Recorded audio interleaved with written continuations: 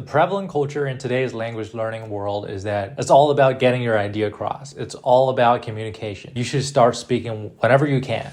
And in this video, I want to convince you that that idea is wrong.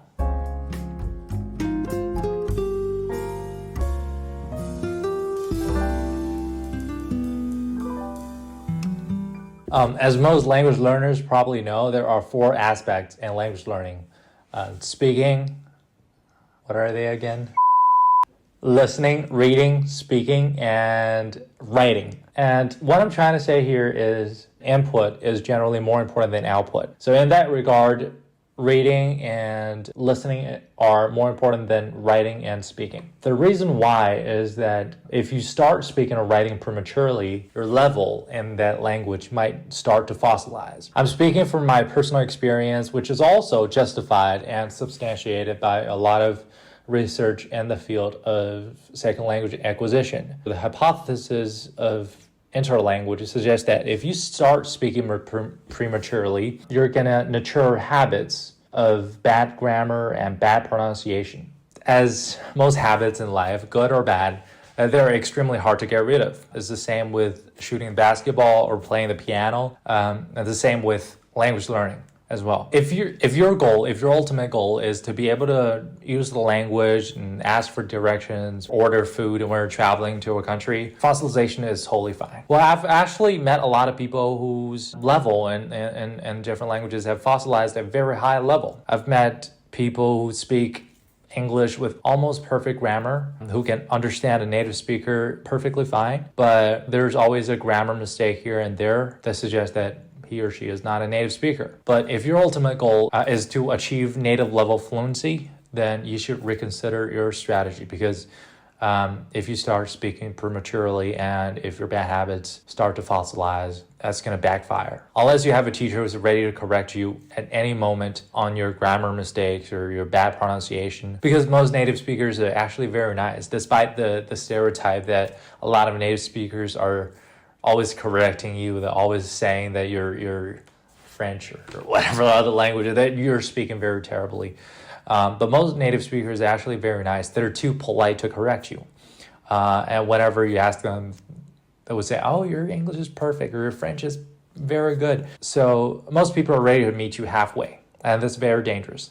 What you want if you want to talk to a native speaker at the earlier stages in language acquisition is that you want an instructor who's able to correct you whenever you make a mistake. Well, another important hypothesis in the field of second language acquisition is the hypothesis of comprehensible input, which says you're only acquiring a second language when you're listening to comprehensible input. Well, listening or reading. That when you're listening or reading comprehensible input, you're synthesizing the grammar unconsciously, that you're actually acquiring it, and that's the only way that you are effectively learning the language. That being said, you can't completely ignore output, especially oral output or speaking. Speaking the language is a physiological process. You have to be able to move certain muscles in certain ways to pronounce certain phonemes in a language. And if you never train your mouth, your tongue to do so, it is very hard to pronounce certain phonemes in a language perfectly. And also you have to build certain neurological pathways to be able to control your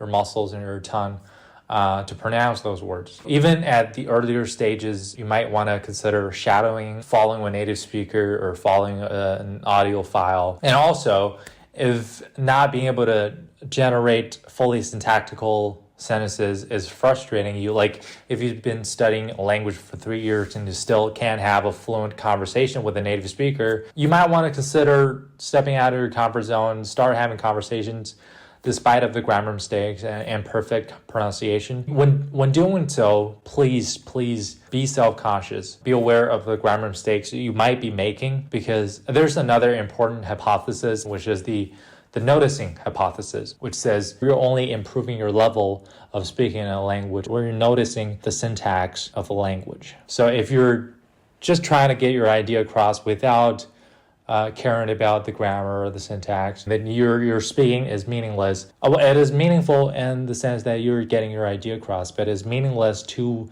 the improvement of your level of speaking in the language. So general input is more important than output, especially in the earlier stages of language learning. Stay patient. When you accumulate enough amount of listening and reading, you're going to be able to naturally start generating full grammatical sentences. And I think that's it. All right. Take care. Goodbye.